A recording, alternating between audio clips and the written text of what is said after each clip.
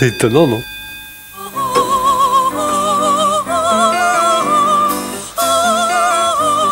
Aujourd'hui, comment séparer deux vrais jumeaux?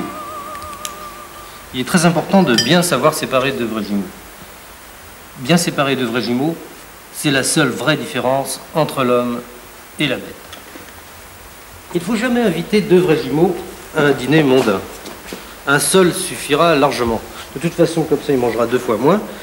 Et puis, il dira 2 fois moins de banalités que si on avait invité son frère, vu qu'ils sont rigoureusement identiques. J'ai ici 2 jumeaux.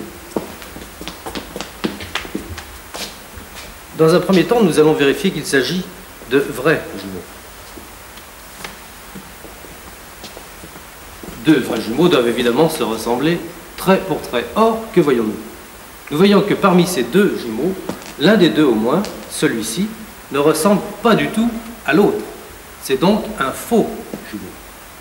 Je vous demanderai de retirer. Je suis un faux jumeau, la honte m'envahit. Voici maintenant un vrai jumeau.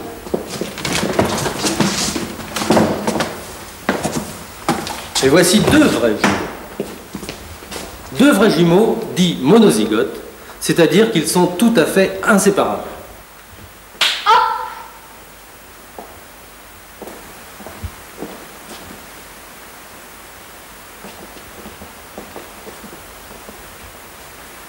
Nous sommes inséparables.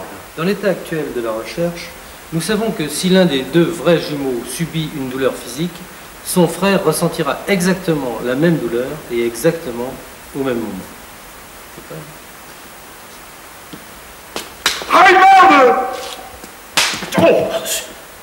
Il existe un moyen terrible de séparer deux vrais jumeaux. Et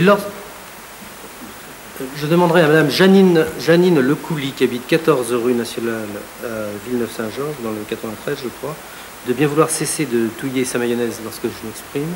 C'est extrêmement perturbant, d'autant qu'il s'agit d'une expérience très difficile à réaliser.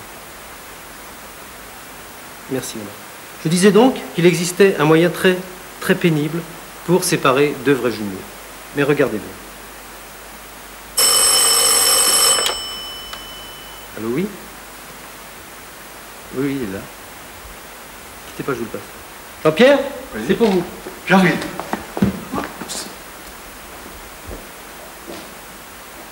Je suis seul ce soir avec mes rêves.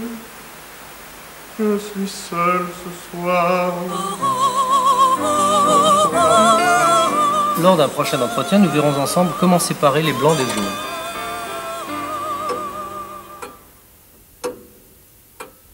C'est étonnant, non?